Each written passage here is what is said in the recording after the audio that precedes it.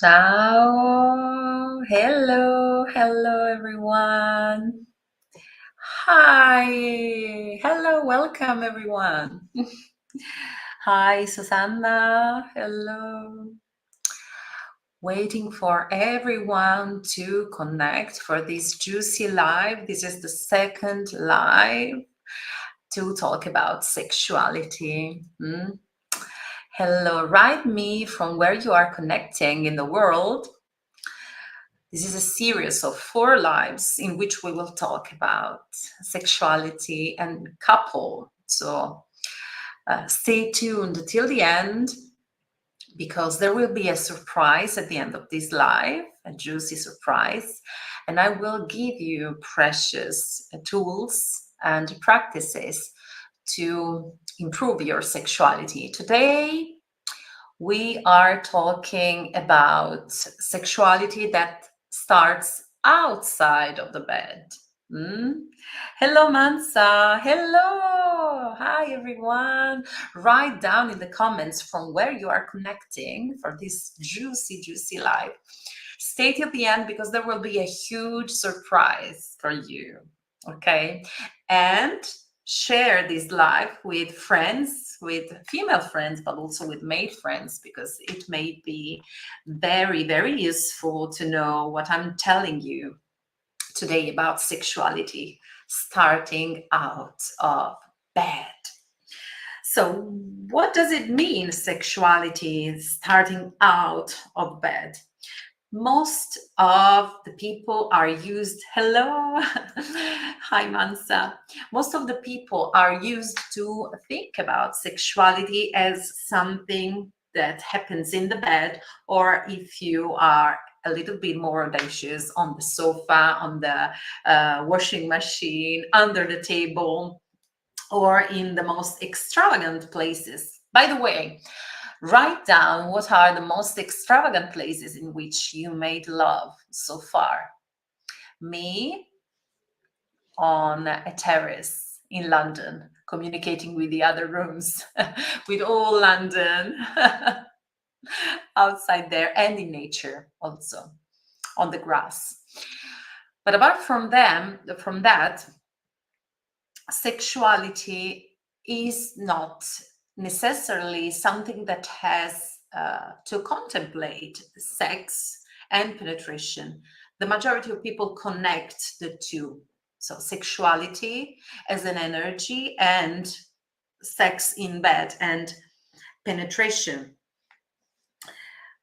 But what I really teach in my courses is that sexuality is a state of being, is an energy, and starts outside of the bed. It can happen juicily inside of the bed if we experience a sexual and sensual life. Hi, Philippa. Hi. Already outside of bed. So sexuality is a state of being that we have to cultivate. And today we're going to see how. So all of my students, clients that follow trainings or individual path with me know very well that sexuality is everything that exists. Everything that is in this world is born from a sexual, sensual act. Somebody would say an erotic act. Everything that exists is born from an erotic act, but I would rather say that everything that exists is born from an aphroditic act, because as I teach also in my books, I prefer to restitute to Aphrodite the realm of love and sexuality, rather than confining it in the realm of a male god. I'm pretty done with it. So everything in the world exists thanks to the aphroditical principle of attraction, right? That leads two entities, two beings, to attract each other, to join, intertwined, and to give birth to a third form. That's the sexual power. That's what the sexual power does. Hi, Annie. You are in a cave on the shore of the Greek island. So also from Greece, from Portugal, and from Germany, you're following. Okay. So everything that exists is sexual and sensual. Sexual because, as I mentioned, everything is born from a sexual act. Everything is born in the alchemy of a womb or an egg or something else, but from an aphroditic act of sexuality. And everything is sensual because we experience the phenomenic reality through our senses. So everything is sensual, and every sensual experience arouses in us sensations, interpretations of the surrounding reality, and emotions. So sensually, we absorb and interpret the reality, and that moves our lives. So we move our lives and we live our lives according to our sensual perception of reality. Okay, reality is a sexual, sensual creation perceived sensually, so through the senses, right? And that reality arouses, that experience of the senses arouses in us emotions and therefore actions. I see you agree. Based on that type of emotion, right? So we take actions in life according to the emotion that we perceive in us, and we feel that emotion according to the sensual experience that we make. What women that follow my trainings or individual mentorship with me discover when they embark on a sexual spiritual path with me is that life experienced consciously as a sexual, sensual happening can be really beautiful, delicious, juicy, can be aphroditic, as I say, if you know how. Okay. You have to train yourself to live aphroditically. Okay. There are some fortunate people that already have the experience. I'm gonna touch this point in a few moments. There are people that already are driven from the experiences in families to experience a juicy, sensual, sexual life.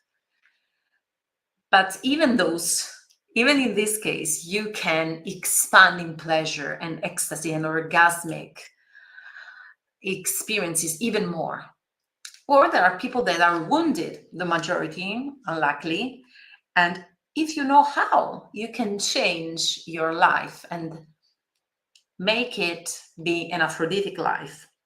So it's about training yourself to inhabit your body and the world, learning how to make love in bed and out of bed. That's why the title of today's live.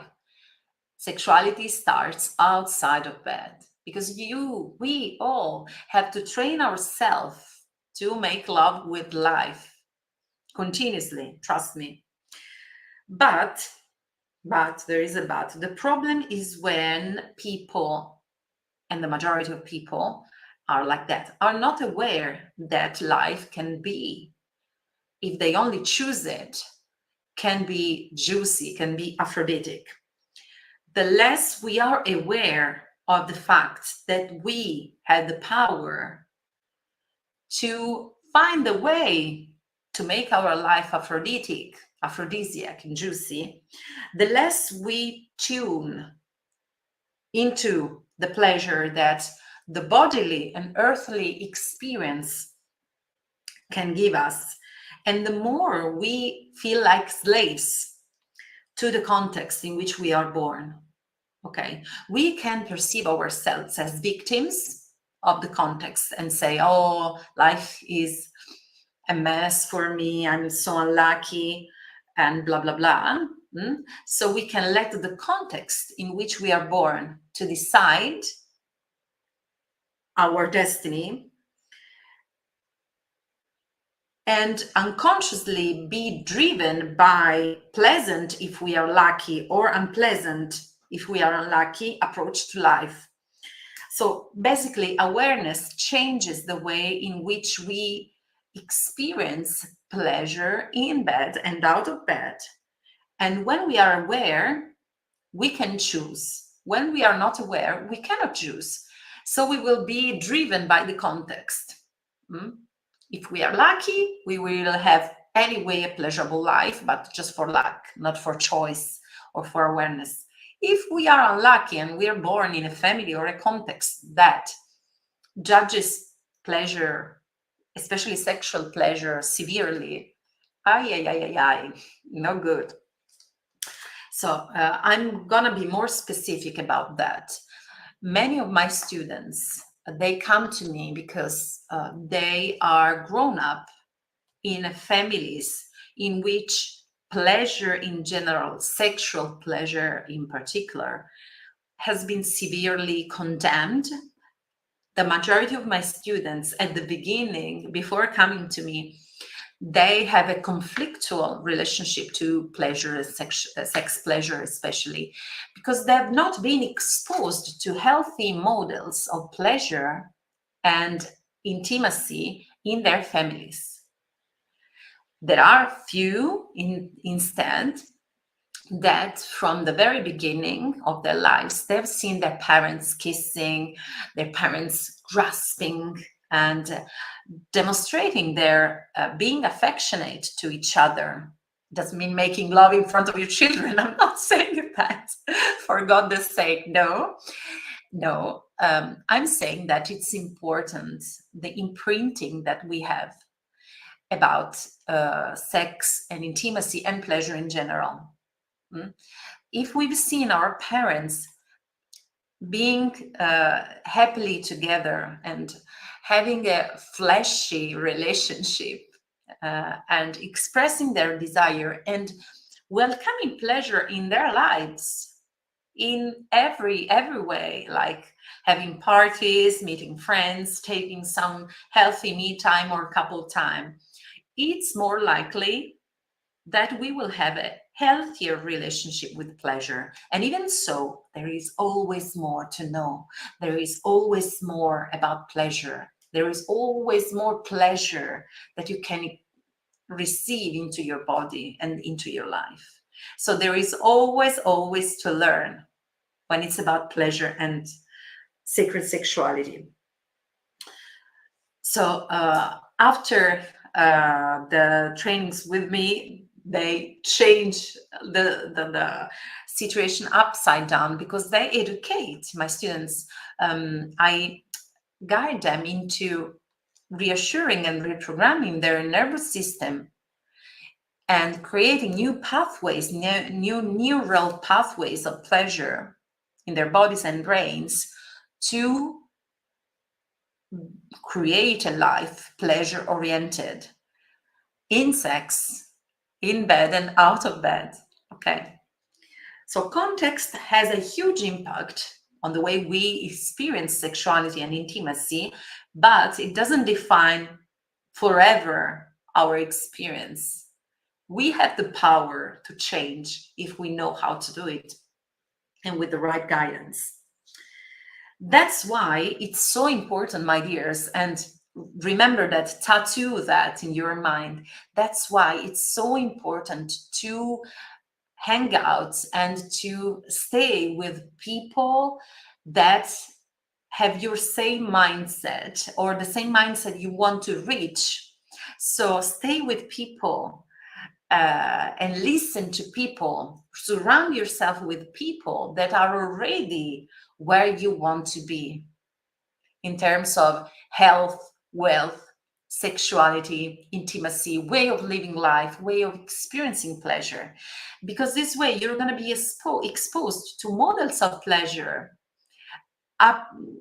uplifting your ability to hold more pleasure, not just in your physical body, but in all your bodies, in your electromagnetic field, because we have to train ourselves to hold more pleasure. Okay. Let me know, what do you think about that? Personally, this is the very reason why every year I invest a lot in terms of time, energy, and money to train. To train, even if I'm now a priestess of Aphrodite and sacred sexuality and renowned author, best-selling author, and internationally renowned sex teacher, every year I keep on being a student and training myself, always, always, always, because there's always to know more. And because I want to offer you and the community and my students always more, always the best.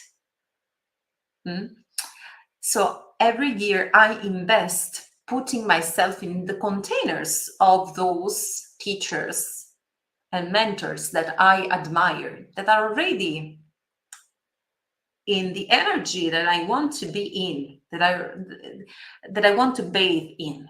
And it's so important. This is my advice for you.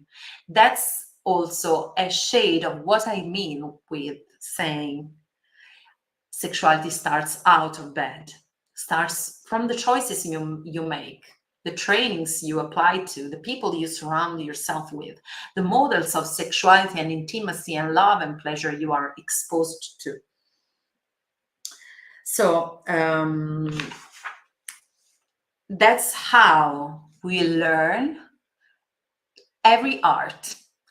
When we want to start walking or start running or start dancing, we would surround ourselves with people that are very good at it, don't we? The same can be said for every kind of art. Art of painting, art of dancing, ars vivendi, which in Latin means the art of well living, and ars amandi, the art of making love.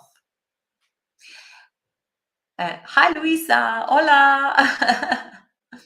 So the art of making love, I mean, the art of making love in sex, but making love with life, crafting love. I mean, do you agree with that?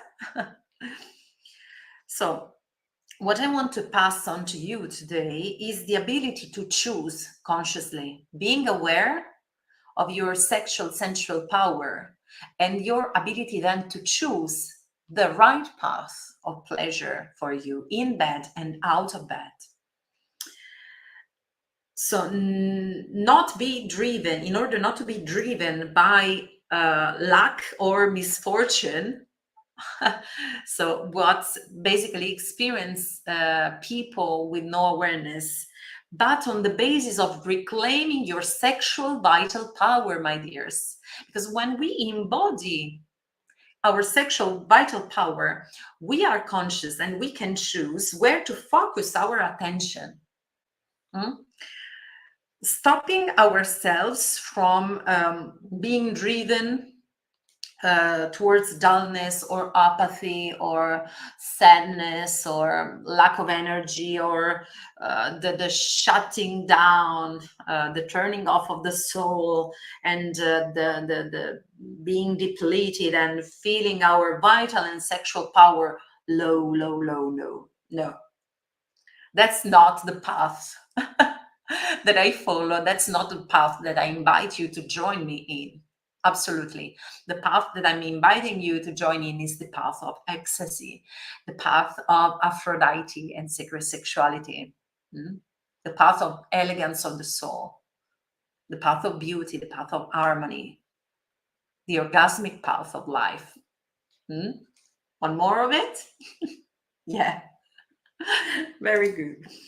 So I want immediately to give you, I promised you, stay till the end, because I promised you some practices that you can start doing from this very moment, from today. So I will disseminate today's live with many surprises. So stay till the end. First, life-saving self-coaching questions. The questions are powerful keys for our psyche to open up, to what we want, in this case, pleasure, ecstasy, aphroditic living. So write down these aphroditic self-coaching questions to unleash the pleasure, the sexual pleasure and pleasure to court within you. First question: what do I want? What do I desire? Seems a funny question, seems a simple question, but it's not, my dear. That's not a simple question. The majority of my students go into crisis when I ask them, what do you really desire? Because we think that we know ourselves and evolve through the path of suffering, but the Aphroditic path teaches us that we also evolve spiritually and personally through desire. But it has to be the real desire, not the one injected by capitalism, society, by pornography that tells us how to be in bed, maybe to scream for things that we don't even like with our partner and say, oh, yes, yes, yes, but we don't like it. No. What do I really want? What do I really desire in bed, in sex, and out of bed? Second question to write down: given the current situation in which I am and the amount of time, energy, and money, what will I choose among my desires to realize? I repeat it. Given my current situation and amount of time, energy, and money, what will I choose? Write it down. This is the second question. I say the current situation in the amount of time, energy, and money because for every desire to be fulfilled, we need to evaluate if we have enough time, energy, and money. So, third questions. What actions will I take to quickly, effectively, and permanently achieve what I want, what I desire? What actions, I repeated, what actions will I take to quickly, effectively, and permanently achieve what I want? Write them down and treasure these 3 self-coaching questions. This is the first exercise, the first practice I want to donate to you, okay? There will be more at the end of the live, so stay tuned. So in these, there is the reason. Hi, Nick. Hi, Marty. Hi. So this is the reason why I continue as a teacher to train continuously, because it's important in a training to continue staying on the path and evolve, because life outside takes us here and there and it's not easy at all. And in my case, it is my pleasure, first of all, and also my duty as an international teacher and a priestess of sacred sexuality and of Aphrodite, to continuously evolve and be in training, first of all, for myself, for my greatest good, for my family, my husband and my children, and also for my community, my students, my clients. It is fundamental. Now, another very, very important thing to understand how desire works and why I say that that sexuality starts out of bed, because it has to do with desire. It has to do with Aphrodite that embodies desire. What is desire, in your opinion? What's desire? How would you define desire? I will give you a little bit of scientific explanation about desire, not just sexual desire, but desire in general. Desire is very much linked to that peak of dopamine that pushes us to act in life. Desire, instead, on a poetic level, is the distance that we perceive as human beings between us and the object or subject of our desire. So the desire is the fire we feel within when we want to diminish that distance between where we are and what we desire or who we desire, right? And that fire pushes us towards the person or the thing that we desire. Okay.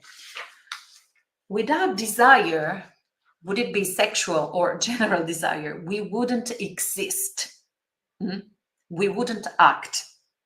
And I'm going to explain you why scientifically through a very cruel experiment that was done in the past on mice. Desire is unleashed with the peak of dopamine, is very much linked with the peak of dopamine. What is dopamine? Maybe you already know. It's a neurotransmitter at the basis not only of desire, but also at the basis of our motivation to act. Okay, that's dopamine. The importance of dopamine was discovered by two scientists in 1954. The neuroscientists James Olds and Peter Milner conducted an experiment that highlighted the neurological processes that were under the processes of desire.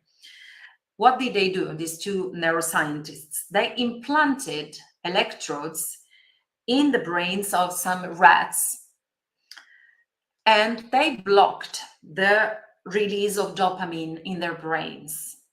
Okay. And much to their surprise, what happened? That these rats lost any desire for living. Because of the inhibition of dopamine, they didn't want to live. They didn't desire to live. Okay. They didn't eat. They didn't drink. They didn't mate. They didn't have sex. They didn't have any desire. And within few days, they died cruelly of thirst. Then this experiment was repeated by other scientists that did the same. They implanted these electrodes in the brains of the rats, inhibiting dopamine, but they kept giving these rats the pleasurable stimulus. So I'm telling you that because I want you to understand what is desire, what is pleasure, and how these impacts on our life, on our everyday life, and how cultivating sexual desire and pleasure and any kind of pleasure is important in our life. So these scientists inhibited the dopamine in the rats, but they kept giving them the pleasurable stimulus by giving them some drops of sugar. What happened is that they didn't feel the dopamine, the peak of dopamine that gives you the stimulus to act, but they felt the pleasure of the sugar. So they made faces of pleasure. They enjoyed. What does it mean?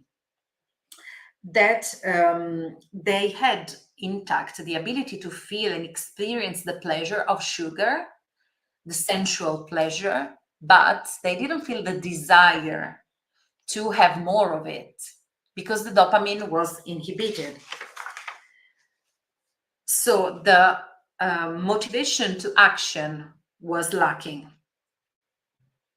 So this means that in the desire the dopamine, not only pleasure stimulus, but also dopamine is fundamental.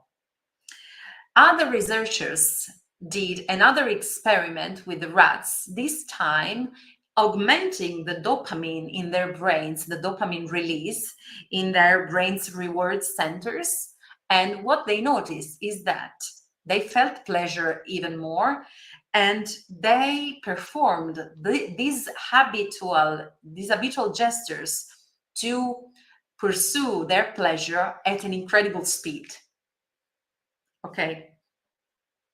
This makes us understand that we human beings are no different from rats in terms of experiencing pleasure and desires. Just think that on average, a player sitting at the slot machine that gives addiction pulls the lever 600 times per hour at an incredible speed. So that's how desire works scientifically. But dopamine doesn't have to do, it's not just connected with pleasure. It's connected with many other neurological processes like motivation to act, learning, memory, and voluntary movement. So that's the importance of desire, and that's the importance of cultivating healthy desire in our lives. That's the aphroditic principle that moves the world, desire, that keeps us alive. We are alive thanks to desire. So desire is not just about the need, it's beyond that. It's what drives us to act in the world. The true desire, the more we harmonize ourselves with authentic desire in sex and in bed and out of bed, the more we will cultivate this inner fire that moves us to act in the world. And is up to us becoming more and more aware. Remember the keywords, awareness and choice. Yes, awareness and choice. I see your reactions. I'm happy you agree. If you think this live can be useful for other women and men, feel free to share. This is a gift for you all. So it's up to us to choose, to be aware and to choose where we want to focus our desire. Okay. We have three choices when it's about desires. We can choose a desire that brings us good and advantage on the long term.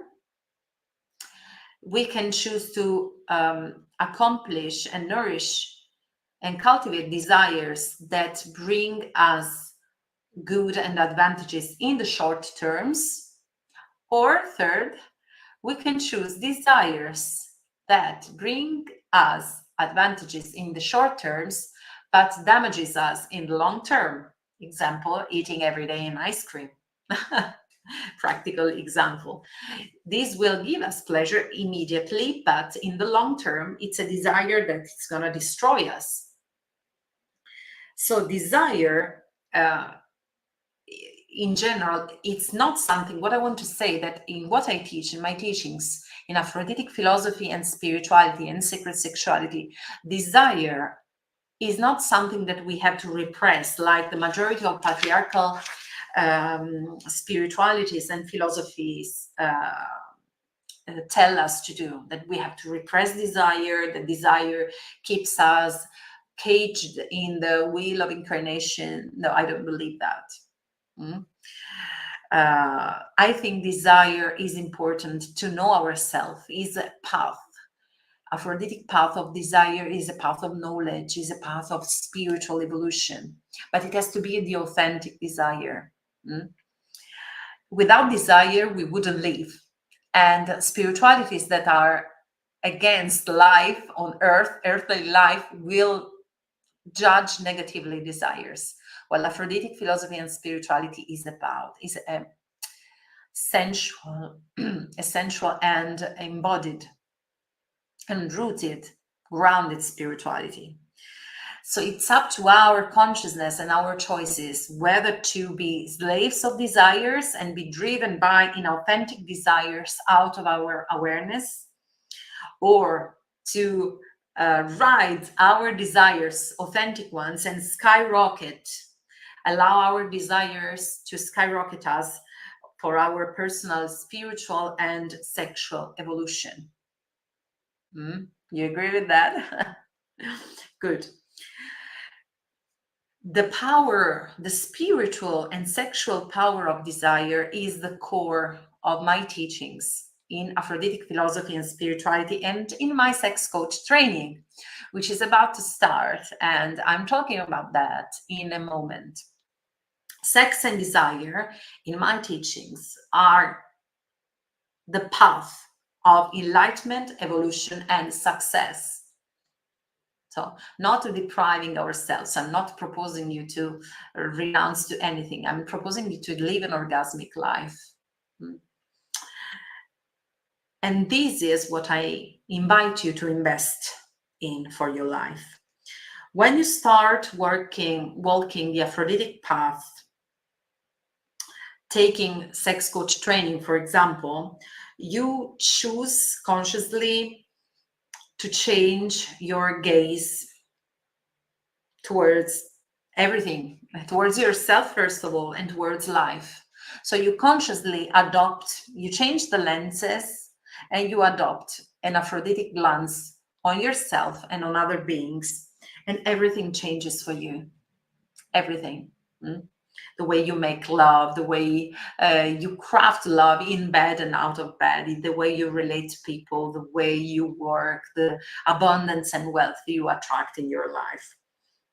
You really start training yourself, expanding your capacity, your bodily capacity to hold more pleasure.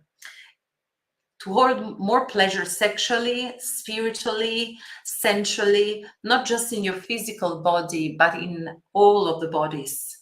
That's the work I do with my trainings, especially with sex coach training, which is specialized on work on sacred sexuality. So expanding our capacity to hold more pleasure, more orgasmic energy in the physical body, the mental body, the emotional body, the energetic body, and the spiritual body. The emotional body, I said.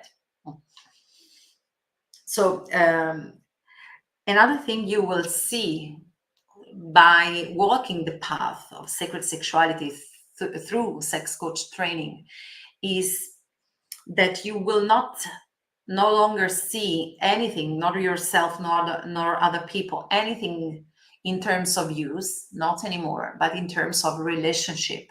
So you really make love with yourself, within yourself. You make love with people. You make love with the cup of tea in the morning. You make love through art. You make love with life. So it's about learning how to make love with life, sexually and sensually. And when you start walking this path, you'll be able to take the actions that will put you in the right condition to become the kind of woman that you really want to be, that you really feel you are, the aphroditic woman, the best version of yourself, an Aphrodite embodied.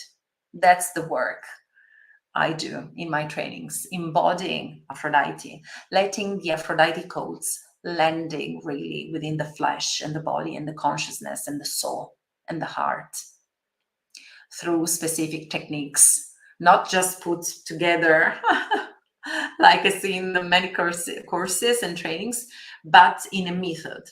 And this method I teach, the Aphrodite method and Yoni eggs and Yoni ones method, is the result of my 14 years of training and study. And it has been quoted also by the best universities of the world. And I'm invited to speak about my method in many universities. So its success is guaranteed. Because the results I saw in my students, and also that my students had with their clients, because I train women as sex coaches, is unbelievable. Unbelievable. Somebody would say miraculous. I would say Aphrodisiac results. So living aphroditically means orienting your senses towards pleasure, tuning in with pleasure, noticing pleasure in everything. So it's a little bit like the balance between do what you love and love what you do, harmonizing the two. Choosing deliberately to open up to orgasmic sensations in everything you do. Noticing pleasure consciously in every little thing, in every thing or person that you touch, you smell, you hear, you watch, you look, or you taste, or you lick. Living aphroditically, it's one of the main teachings of sex coach training that is starting in a few, can be compared to what in Tantra is called the state of samyama. The state of samyama is the state of perceiving orgasmically an orgasmic relationship, a sexual and spiritual relationship with everything that surrounds us, and be in the state of orgasmic awe in making love, but also in smelling a flower, the perfume of the flower, in eating delicious Italian food, maybe, or any kind of food you like. So choosing to absorb all the pleasure that you can hold, and even more, consciously, taking pleasure from everything. It's not pornography. So I'm out of taboo, but also out of pornography, which is any natural stimulation within natural rhythms, zooming in naturally on particulars of the body that reduce people to pieces of flesh instead of considering the whole being, the whole soul, and the person with all the feelings. Pornography is the exact opposite and unhealthy relationship to sexuality as the taboo. The taboo is the other side of pornography, and none of those is healthy, aphroditical, and juicy sexuality, the sacred sexuality that I teach. So I'm talking about something ecstatic, the next level of pleasure that you can experience in your bodies, in your body, physical body, and all the others. So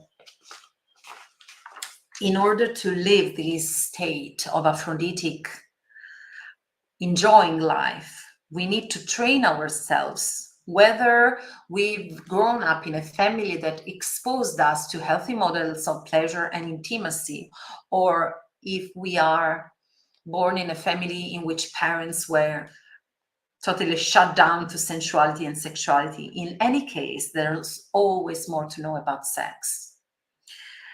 So we have to train ourselves to tune in with our authentic desire and our sensuality, which, as I said in the title of today's live, starts out of bed. So practical gifts for you, some practical sexual sensual gifts for you. You want to know that? Hello to the ones that joined just now. Write down these sacred sexuality exercises, because these are the gifts that I promised you at the beginning of the live. So first thing, to exercise and expand your sexual sensual pleasure. In the next 24 hours, whenever you have 10 minutes or 15 minutes of break, the next break you have, improvise a small pleasure ritual in which you involve, please try to involve all 5 senses, and try to feel how the conscious awakening of your senses and the sexual energy excites you. Really sexually. This is a real sexual experience. And how this increases your sensual and genital consciousness and genital awareness, and your ability to understand and hold more pleasure within your body. You have to start training with little things to expand your ability to feel more sexual and sensual pleasure in and out of bed. Because we want to expand our capacity to do that, to hold more. An example, practical example. Maybe you have an apple taken from home. During the lunch, the break, the first 10 minutes of break, have an orgasmic experience with the apple, compenetrating yourself, letting the apple essence penetrate you. This is making love. This is the aphrodisiac experience of synesthesia of senses. So means through one action of eating the apple, we stimulate orgasmically and aphrodisically all 5 senses. So I first look at the apple. So it's letting the forms and the colors and the sensual forms of the apple penetrate my eyes and enjoying that sensually by a deliberate act of will, a choice to live this experience aphroditically, sexually, sensually.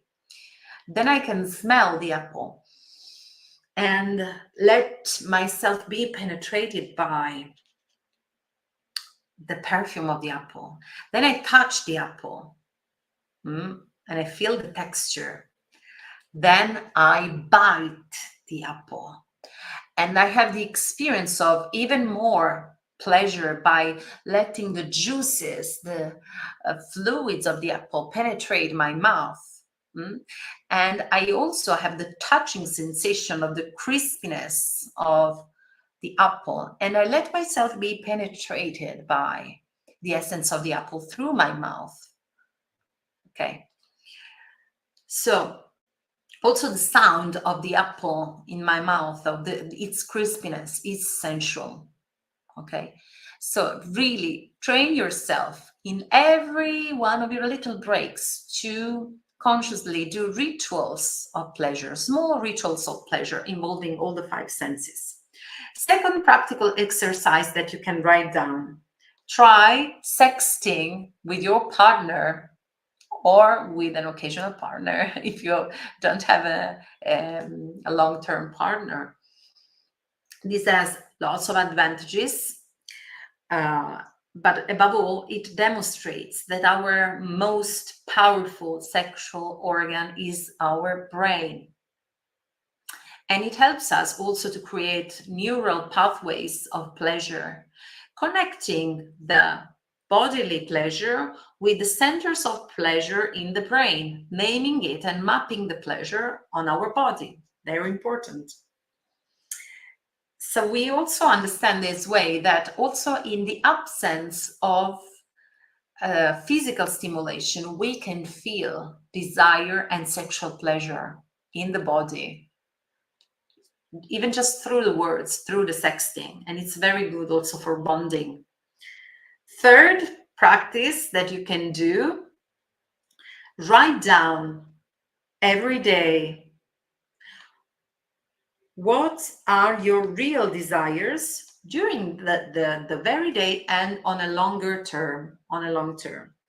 And notice how being able to realize even just one desire per day predisposes you to welcome more pleasure into your days and into your life.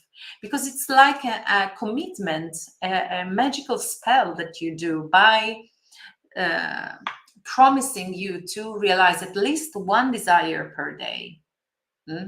It's incredible the things that you can do on your unconscious mind to program yourself to hold more pleasure.